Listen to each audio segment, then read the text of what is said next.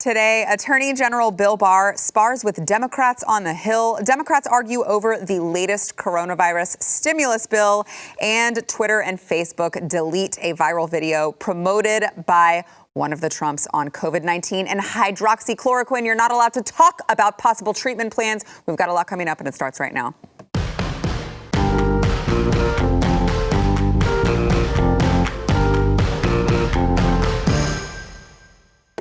Welcome to the news and why it matters. I'm Sarah Gonzalez, today joined by America's favorite cowboy, Chad Prather, back in the house. Glad to join you. Yeah, thanks for being here. Also joined by one of my favorites, one of my personal favorites, CEO of Alexo Athletica, Amy Robbins. I'm so glad to be back. Yes, we're happy to have you. We were talking all things baby before we started. We weren't. I guess we'll stop for the show to give you people the news, I guess. Yeah, you meant you people. Yeah, I did.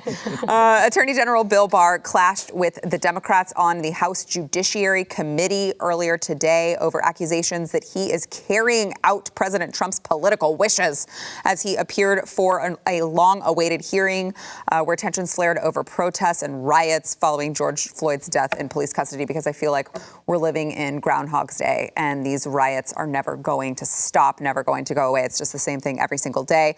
This hearing was delayed because we got word that Jerry Nadler was in a car accident, and then he showed up and he got on his phone book on his chair and he just assumed the position. And here's a little bit of what happened at the hearings today. Watch. I now recognize Mr. Chabot. Mr. Attorney General, would it be accurate to say that it's this administration's responsibility, and of course you're part of the administration, to see that federal laws are upheld and that the federal property is secure and safe and protected? Is that correct? That's right, Congressman. There's sort of distinct missions. One mission is to enforce federal law. And by the way, the federal government is the sovereign of the United States. We have two sovereigns here in the United States, and we enforce the federal law all over the country. Every square foot of the country, we enforce federal law. The other is protecting federal property, and specifically U.S. courthouses, which are the heart of federal property in all 93 jurisdictions in the United States. And we have the obligation to protect federal courts, and the U.S. Marshals specifically have been given that obligation. Federal courts are under attack. Since when is it okay to try to burn down a federal court? If someone went down the street to the Prettyman Court here, that beautiful courthouse we have right at the bottom of the hill, and started breaking windows and firing industrial-grade fireworks in to start a fire, throw kerosene balloons in and start fires in the court, is that okay? Is that okay now? No, the U.S. Marshals have a duty to stop that and defend the courthouse, and that's what we are doing in Portland. We are at the courthouse defending the courthouse. We're not out looking for trouble. Chad, your thoughts on Bill Barr's remarks on the federal law enforcement coming in? He's not wrong. I mean, our law enforcement, our National Guard, and our military exist to liberate, serve, and protect, unlike most nations of the world whose military exists to oppress.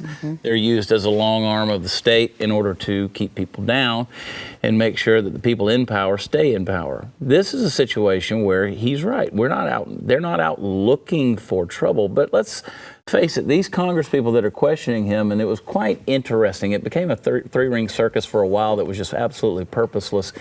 You know, when Eric Swalwell opens his mouth, it tends to get a little bit idiocracy there.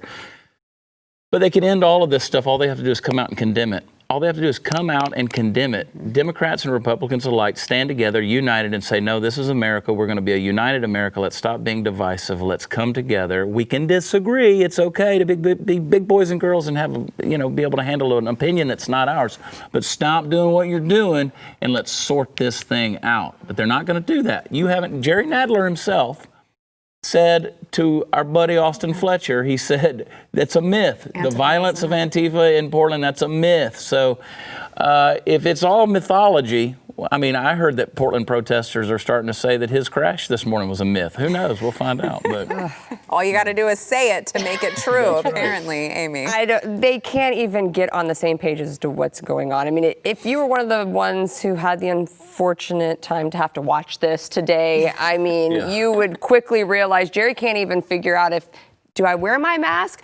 Do I hold my mask? Do I put my mask? Did he really? Oh, yeah. Then you just watched that clip. He didn't even have his mask on at that point. So now we can't even get on the same page as to, do we wear our mask? Do we not? Are these violent protests? Are they peaceful protests? Like, it doesn't even seem like the truth matters anymore. They want to distort the truth. They want to suppress the truth. They don't even want, it's just, like you said, it's a circus right now. And I mean, yeah, if you're not paying attention to what's going on, which most aren't, I get comments every day on how ridiculous. Do you support Trump sending in federal troops against U.S. citizens? Well, that's not what's going on. Right. If you remember, our Constitution does actually allow the government to protect us against foreign and domestic terrorists. And when you've got Antifa infiltrating these riots that are turning these peaceful protests into something destructive, well then, yes, the federal government does have a right to go in and to suppress terrorist groups, which, if I'm not mistaken, wasn't Antifa just declared a domestic terrorist group? Yes. And, you know, why don't the people that are wanting to peacefully protest condemn this? Why aren't they trying to stop these people from hijacking their mission and their message?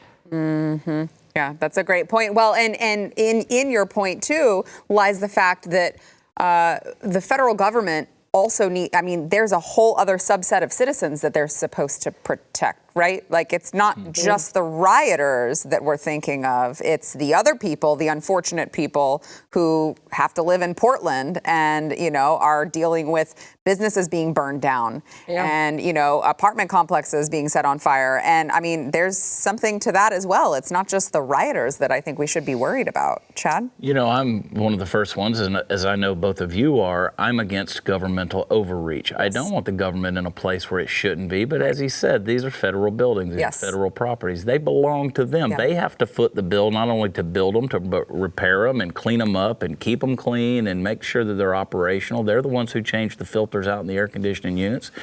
And they are used by the law-abiding citizens who didn't choose for these rioters to come wreak havoc on their city. Exactly. Then to that point, while I don't believe in governmental overreach, I do believe in the rule of law. And that is where the rule of law is supposed to be exercised in this country. So they are basically saying, well, no, we're anarchists. We are going to tear down what we see as the rule of law. Symbolically, at least, we're tearing down the rule of law in this nation. No one can tell me truly what these people are even supposedly protesting. It's not George Floyd. It's not George Floyd at this point. So nobody knows what they're protesting. These are anarchists. And you're right, Amy. They've been named a domestic terrorist organization. They're being funded. They're being used really as cannon fodder because somebody's waiting on some craziness to break down. And it's going to. I keep saying this and people think I'm calling for it. I'm not. But I just know human nature. I've read my Bible and I've read my history books. And I'm telling you, this doesn't last very long without some things going really, really south and getting violent. And when it does, you don't put that genie back in the bottle.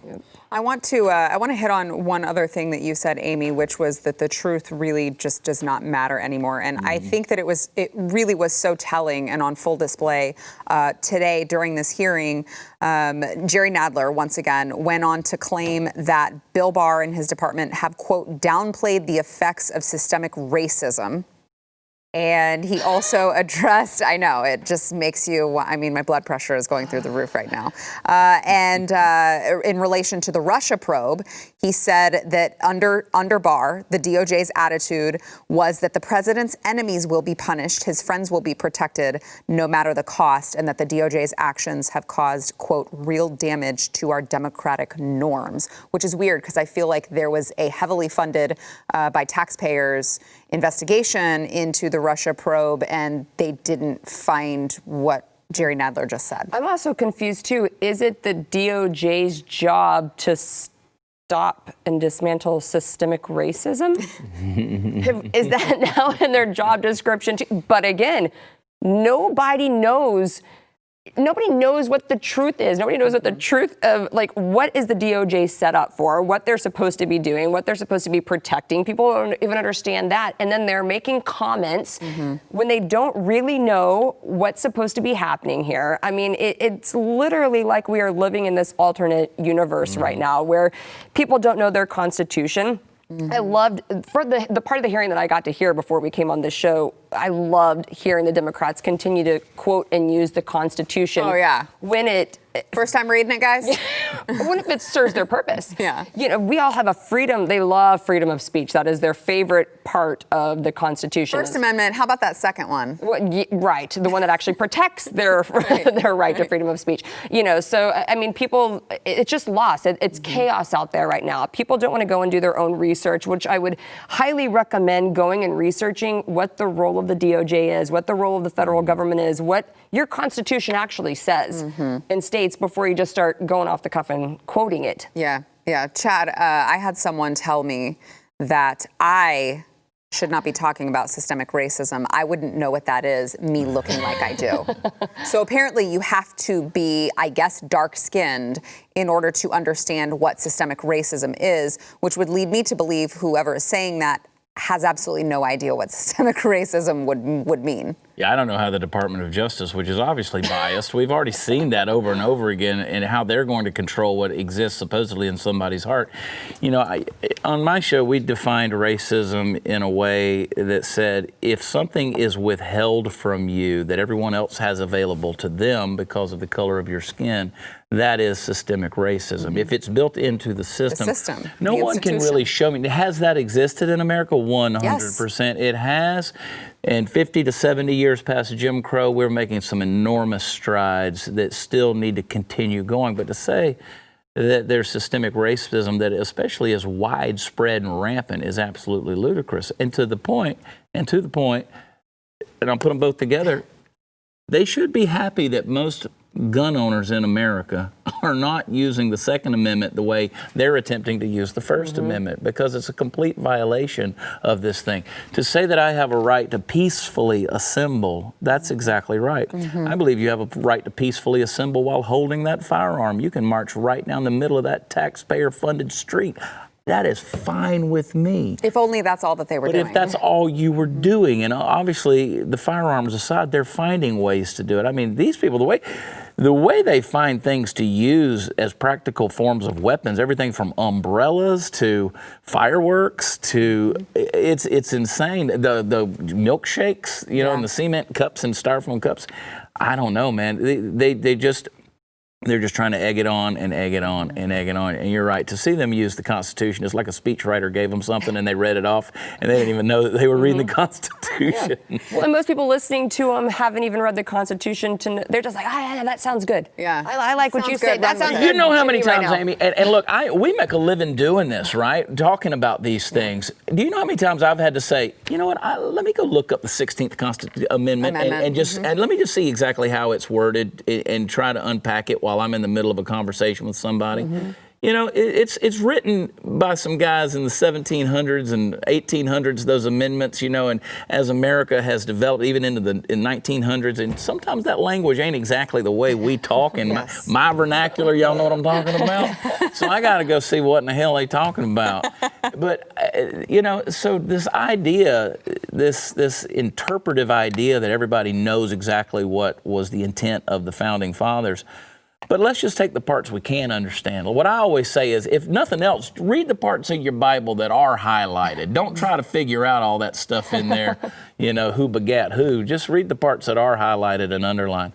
That's better than most are doing with the Constitution. Yeah. So true. All right, we've got a lot more coming up. First, we want to thank our sponsor of this segment, Home Title Lock. So you probably think you own a security system, you're protected, your home's protected anytime you leave, anything like that. You just set your alarm and then you're out. And you're like, well, it's protected because if anything happens, the cops are going to call me and I'll know that someone is breaking into my home. Well, what you are not aware of if you do not listen to this program, is that you are still susceptible to home title fraud, which is one of the fastest growing crimes right now, according to the FBI.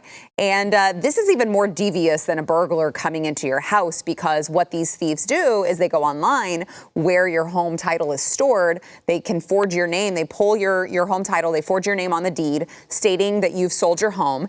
And then they can refile as the new owner. They can do whatever they want with all of your equity. Your retirement nest egg could just be gone, vanished right out from under you. And you have no repercussions, because guess what? There is no identity theft program, no banking program. Nothing will protect you, except, here's the good news, Home Title Lock does. The instant they detect tampering, they mobilize to shut it down and let you know. Now, first things first, you got to go to HometitleLock.com and register your address to see if you are already a victim and don't know it, because like I said, you will not know it unless you go and register your address. You don't want to be one of the people that waits until it's too late and you've lost all your money and you can't get it back. All right, go to HometitleLock.com, use promo code Y for 30 free days of protection. That is promo code WHYY at HometitleLock.com. That is HometitleLock.com.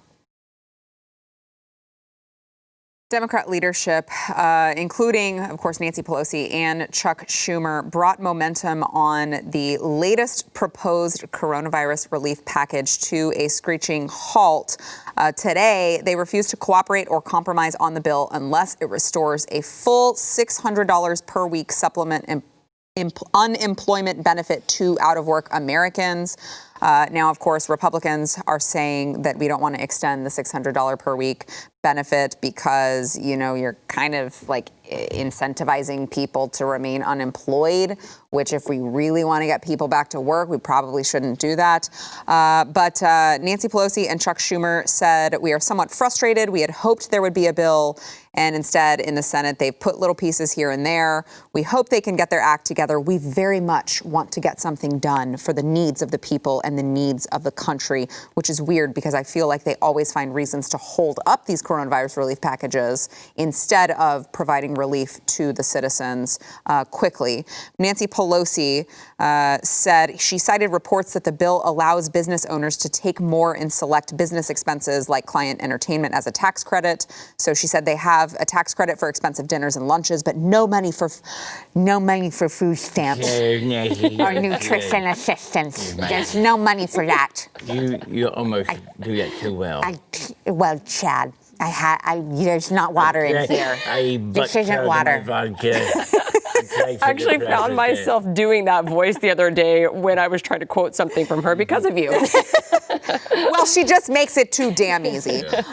She said if the Republicans are not getting to the fundamentals of food and rent and economic survival, they're not really ready to have a serious negotiation. Chad, I hate to bring up things like facts and history and stuff like that, but I feel like it's been the Democrats every time when the Republicans or anyone has put forth a bill and said, let's help the American people now. We can't tell them they have to shut down their businesses and not give them something. Let's help them now and we can deal with the rest later. The Democrats are always the one who say, well, but hold on a second. You didn't include some of my other pet projects, because what about the climate? We need to include the climate stuff in the coronavirus relief bill. Work that out for me. You remember what LBJ said?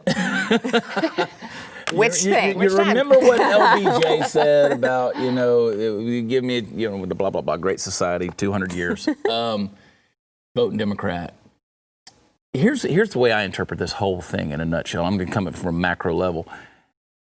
For the longest time, the Democrats have known that they have the black community, in many cases the Hispanic community, dependent upon the government, right? They've done that. They have destroyed the nuclear family. Easy voter. The patriarchal aspect of the home has been destroyed. In 1965, 25% of African American homes were single parent. Now 75%. What they have discovered, whether on purpose or not, they have discovered a way to get people who are outside of the low-income community dependent on the government teat, if you will. And now it's another form of welfare system where people, by and large, who are educated professionals in many cases have said, this is okay. Yeah. This is nice. How long can we work this thing out? And they know that. And having known that, if they can, at the end of the day, what does it come down to? It comes down to November 2020, right? Mm-hmm. So both sides are trying to manipulate this thing to see how can we appease the voter that's out there. And that's what's frustrating. You know, and I would have said too, it's coming down to November 2020. Mm-hmm. But what I think this bill is trying to do now at this point is it doesn't matter what happens in 2020. We used to be so worried about Bernie Sanders getting it because, we can't let socialism, we can't turn America into a socialist country. This is inadvertently pulling our country towards socialism, 100%. Regardless of who is in power. Because forget getting people back to work. I love that there was zero mention. Mm-hmm. Nancy Pelosi never talks about getting people back to work because maybe just let people open their businesses. I don't know. Yeah. Call it a crazy concept. Right. I mean, I think at the heart, people want to work. People want to make something of themselves. They want to better the situation that they are in. No one thinks that being dependent on the government is going to make you a wealthy person. You don't get rich by taking government handouts. Right. You get wealthy by... A high school football coach used to ask us, how long is it going to take you to be a millionaire making minimum wage? Yeah. You know? It's so true. And it's the same on government's assistance. So. I mean, but you're absolutely right. And for those of us who are griping and complaining that they say they have not, well, they don't want to go to work to have. Mm-hmm. They want to continue to rely on the government and just open our country back up and please let people get back to work. We would have less rioters in the street. Yeah. Those people don't have jobs. Right. Should have never closed down. Mm-hmm. Should have never closed down. And I will fight that to my dying breath. I'm sure it'll be a coronavirus attributed death. I want to go all Glenn Beck though and go, I told you all a year ago that I was talking about California when I said they're going to use this is good so far. Capitalism to bring in socialism. That's what they're going to do. They can't just bring in socialism, so they have to use the system that's already in place. That's what they have to do. So California did it. They choke people with capitalism. There's so many taxes. There's so many things that you have to pay for. Property, everything. You can't buy a house out there. So what we're seeing happening is this same situation. Now we're going to use money and give it to you. Mm-hmm. And we will bring you into a state of socialism, and you'll never at any time have voted for an AOC or a Bernie Sanders or anybody else. And suddenly you wake up one day and you're like, what world am I living in? Mm-hmm. That's what's happening. Yeah. How do you think, I want to ask both of you. I didn't cry. That would have been a good one. I could have cried. You should have cried. Yeah. You get some water and just sprinkle it on you right there. How do you think, if you're looking at how this affects the election, right? You've got the people on the right who are not, it's not like they're going to vote for Joe Biden. You've got the people on the left who are way too far gone. They've got Trump derangement syndrome. They're not moving to the other side. So really you're looking at the independents. How does the independent look at this? I mean, because I'm looking at it, I don't know, using like reason and logic. And I'm like, you can't possibly think that this is good for the country, for our children, for our children's children, for our children's children's children, to keep passing these bills and stop people from working. I have to believe that independents are more reasonable than to just say, well, yeah, these damn Republicans won't keep spending money that we don't have.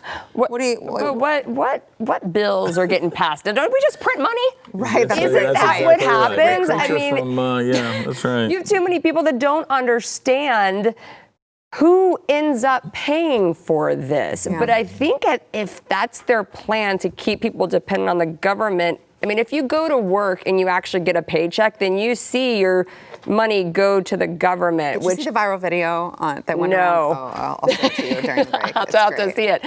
But so again, I think it goes back to if you can keep people out of work and never see their paycheck going to the government, then they don't Why does it matter to them who's paying for any of this? They don't know who's paying for any of this stuff, so it doesn't affect them one way or the other. Yeah, I think we should all just pay quarterly taxes, I think, and that would change the entire system. So I stirred things up over the weekend in my gubernatorial statement of unpopular politics. I said that property taxes, for instance, needs to be abolished. There's ways for Texans to prosper without bringing in I'm voting for Chad Prather. Without bringing in a state income tax. And people wanted to fight me. They want to fight me on that stuff. But it's a general rule that people don't understand simple economics. And I will encourage people to read the creature. I think it's The Creature from Jekyll Island. It talks about the founding of the Federal Reserve and everything that Amy just said. You need to read that, because this idea that you can just keep printing the money and keep putting it in people's pockets and taking care of them, it does two things. One, economically, it bankrupts a country, but on the other side, it bankrupts people's hearts, and that's a big thing. You can't factor out human nature. You know, Romans chapter 3, I believe it is, says that the heart, runs to evil. The feet run to evil. We do that. The love of money is the root of all evil. So what happens? We're pursuing this thing, and it doesn't say that money is the root of all evil, but it's the love of money. It makes people do some crazy, crazy things, including vote the wrong people into the wrong places to make the wrong decisions for your life. Yeah. All right, we have got much more coming up. Back in a minute with Preacher Chad. I was about to ask her, were you a pastor in your former life? Your former life? Former life? Is that the most shocking thing you've ever heard? Want to give a warm welcome to someone else who just snuck in on the program, our good friend Graham Allen, author of the new book, America 316, and of course, podcast host of Dear America. Graham, you're an author now. Look at that. Well, it just shows that they'll give that title to just about anyone these days. Well, we're happy to be joined by you, even if just remote. I do want to give you a little bit to talk about your book, but I want to get into this news story with you because I think that you posted the video of it. So Twitter and Facebook now both have taken down a video of a press conference in Washington, D.C. that happened yesterday that President Trump had reposted. It was shared more than 14 million times on just Facebook alone. And it featured doctors and medical personnel from a group called America's Frontline Doctors who share their opinions on coronavirus and the response to the pandemic. Basically, their opinions were not in line with what the CDC and WHO have been saying, the World Health Organization, and they shared their success in hydroxychloroquine. They said that we don't need to wear masks. And that's not allowed even if you're a medical doctor, I guess. So, Graham, what are your thoughts on all of this? And did you share a video that had been taken down from this? Oh yeah, I shared it, and so I put it up, and we had a couple 100,000 shares within the first couple hours, and then around 9:30 at night, somebody wrote and said it had been taken down. Go look, it's taken down. I have to go into the business manager for Facebook to find even a notification, and it says that I violated community standards in Facebook. So let's dissect what happened last night, if we can, really quick. Let's remove the fact of, are these doctors revealing this huge conspiracy that's going on? Let's remove that for a second. Even if they're wrong, I'm not saying they're right, I'm not saying they're wrong. Shouldn't we as Americans have the right to choose what we watch and what we listen to and make decisions for ourselves? It is the equivalent of your kid asking you, can they watch the rated R movie? And you saying, no, it's not appropriate for you. You're not old enough yet. That's what Facebook and Twitter and all this stuff did to millions upon millions of grown American adults yesterday. They said that they know better than you know of what needs to be seen. And then Facebook says they took it down because it's false information. How did you verify that in 6 hours? Who did you talk to verify that this is false and harmful information? It is the most blatant censorship I have seen yet since I've been doing this. I mean, you're talking about millions of people who saw this in like 6 hours, and everyone saw firsthand what censorship actually looks like. Yeah, Chad, what are your thoughts on how this all played out. This is a perfect example of how Obamacare plays out. Yeah, you can keep your doctor. You can make the choice to keep your doctor unless your doctor says something that the state-sanctioned doctor doesn't agree with. And then, you know what? You can't keep your doctor anymore. This is a thing where here are people who have been to medical school. That's the whole idea of being able to go get a second opinion. Right. These people have been to medical school. They are credible. They know who they are. You can check their credentials. Right. We're not even talking about whether they're reputable or not. They could have gone to the same medical schools, by the way. The exact same medical schools, taking the exact same courses. But unless Fauci says it or Birx says it, then you can't listen to it. And so Graham's exactly right. Look how good he looks. Look how good he looks. And let me tell you something. I read, he's moving all over. He doesn't know what he's doing. That was just your arm, Graham. I was looking at the book behind you. And then, of course, Stu doesn't. Apparently, we're having. Well, just keep going. People can't see that. No, that's exactly right. Keep going. Let me tell you, the devil is in Obamacare. The devil is in this technology. I'm going to cast the devil out of Graham Allen. They're trying to censor us right now. I understand. See, this is exactly what I'm talking about. When they come down, Big Brother's watching. This is Aldous Huxley's Brave New World. Graham, I miss you. I miss you too, buddy. It's not the same. It's not the same. I miss you. Every time I go through Texas, though, you leave. It's like you find out I'm coming and you get out of there. Well, unlike the rest of you talking heads, I got a job. Amy, I want to get your thoughts on this because I'm with Graham and Chad. I'm like, how could you possibly go down a path where we're only allowed to spread information from medical doctors who have the same credentials only if they agree with what the, quote, state has told you is okay, even though, I mean, you look at what medicine has told us previously, pregnant women were allowed to drink, pregnant women were allowed to smoke, the earth was flat. I mean, it seems to me like there's always a conclusion. There's always did I offend someone? There's always a conclusion that they deem to be accurate until it's not. And that's the great thing about science. I mean, let's not forget that all the medications that they're recommending are all approved medications here. And the only other, let's call it viable from their standpoint, right? Viable alternative to this is wear a mask. Right. Stand 6 feet apart, but we can't even recommend or hear the recommendation of a few, like a cocktail of medications, all of which are approved medications. I mean, even before this video went viral, my personal physician had a video go viral. He's right here in McKinney, Texas. You can look him up. Same thing happened to him. He has been treating. We can't even get an appointment with this doctor because he's getting 500 calls a day. Wow. Once this video went out, he is treating people with a combination of the hydroxychloroquine, I believe it's azithromycin, losartan, aspirin, and zinc. Yeah. All for under $50. At your local pharmacy. Yeah. That's what he is recommending. That's what he's actively treating people. This is a doctor who uses scientific-based evidence and research before he prescribes people things. Did you know they haven't had one person go to the hospital? He keeps a running tally on his wall of how many people are coming in, getting treated, and how many of them are walking away without symptoms, don't have to go to the hospital. Not one person has died. Yeah. So it's mind-blowing to me. Well, it shouldn't be mind-blowing anymore. They don't want us to hear forget this. The cocktail. They want Bill Gates to give you a vaccine. A vaccine. Fauci came out and said there should be one by November. You know what I do, Amy? I drink whiskey.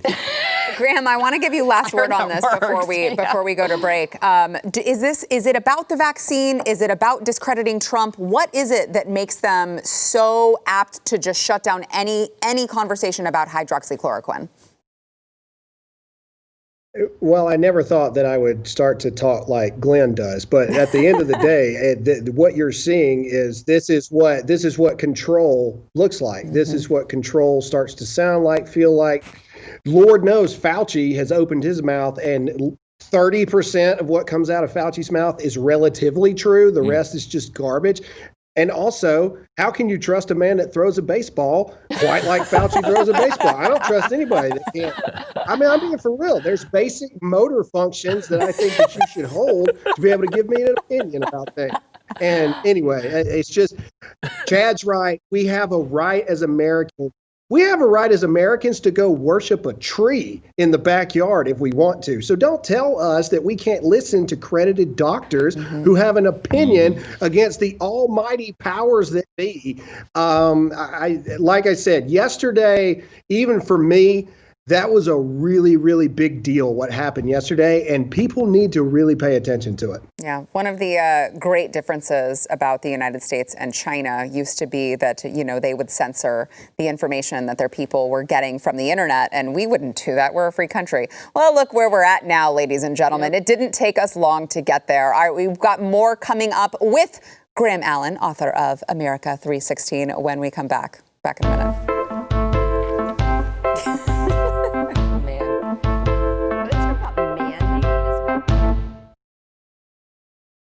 Going. All right, back with Graham Allen here at the table in this lovely little monitor. We wish you were here, Graham, but we know you're a busy man. But I want to talk to you about your book, America 316. Tell us about it.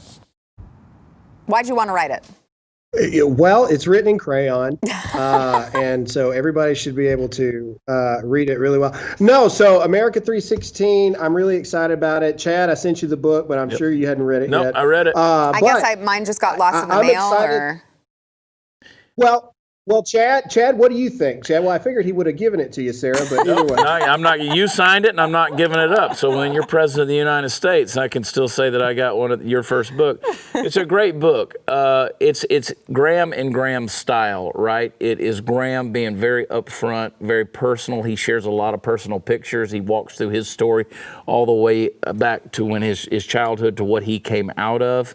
And what he's experienced in life to how he kind of, Graham and I met about 5 years ago, and we were instant. We hit it off. Yep. And Graham hasn't changed. You talk about people changing when they get a little bit of fame or a voice or a platform. Graham's one of those guys, like I believe I am, will never change. Yeah. It's just I am what you get, So in Graham's the same way, and this book is representative. Yeah, look at how I'm dressed today. How can I change I know, right? Look at this. The only thing you will not get out of that book is Graham going, "Are you crazy?"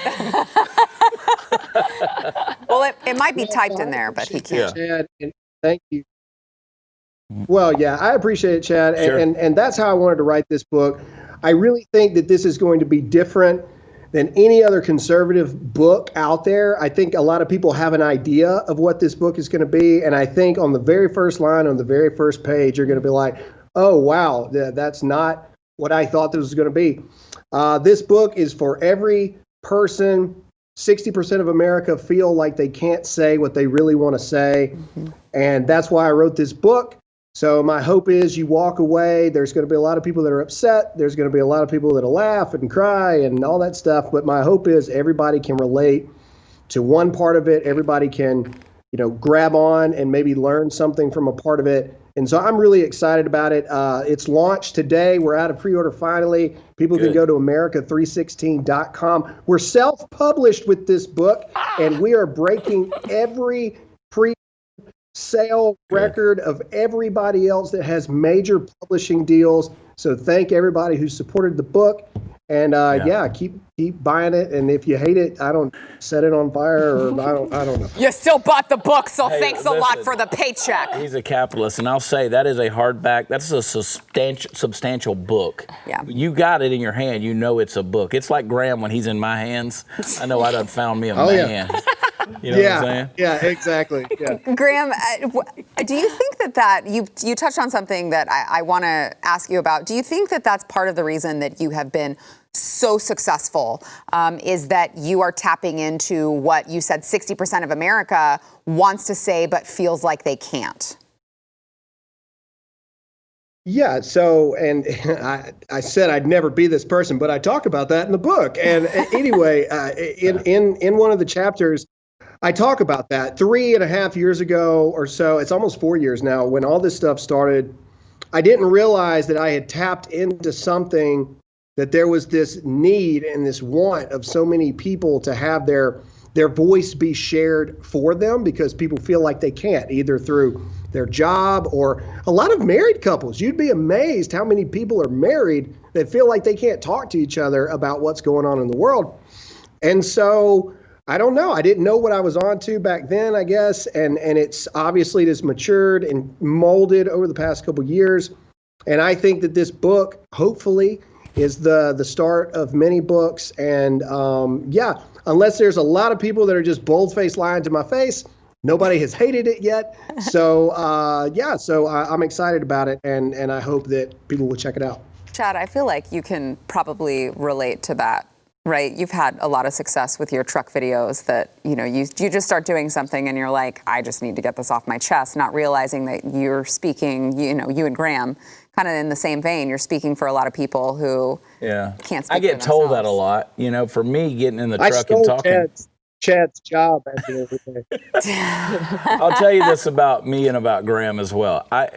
For me, it was therapy, right? Yeah. But now I'm all well.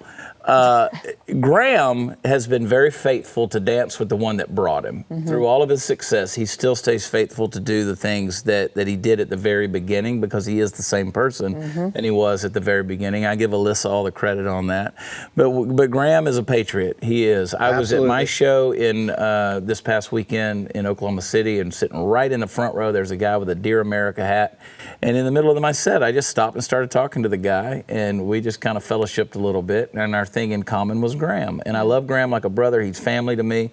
I'd get in the truck right now and start driving if they needed me. And that's what you get. You feel like he brings you into his world and his voice, and what motivates that when you read America 316. Yeah, Graham, tell everyone one more time before we lose you, because we know that you've got to go. Tell everyone one more time where they can find the book. Yeah, well, thanks, Chad. That was beautiful. But you can go get the book, America 316, at america316.com. I appreciate everybody's support. And just thank you guys for supporting the book. Yeah, thank you, Graham. And I'll keep waiting for my copy of the book signed in the mail. That's all right. messed up, dude. I feel awkward. I was delivering you a book, and you guys went on lockdown. What am I supposed to do? You see all these books? I was going to bring all these books for you guys. They were just you for shut me us. down. Yeah. All right, we got more to come back in a minute. Love you, buddy. All right, yesterday's poll, which one has brainwashed more Americans? The media won this one, 58.5%. The universities came in at 41.5%. But as Ariel pointed out, they do kind of work in conjunction with one another to just completely screw up the average American's mind. Today's poll, do you think the 2020 presidential debates are still going to happen? Amy, what do you think? Are the 2020 debates still going to happen? Not if they can do anything about it. I mean, at this point, I think they're going to keep Joe hidden as long as possible. They're going to just pull out this pandemic as long as they can to, in the name of safety. Right. I think in the name of safety, we're not going to have a debate.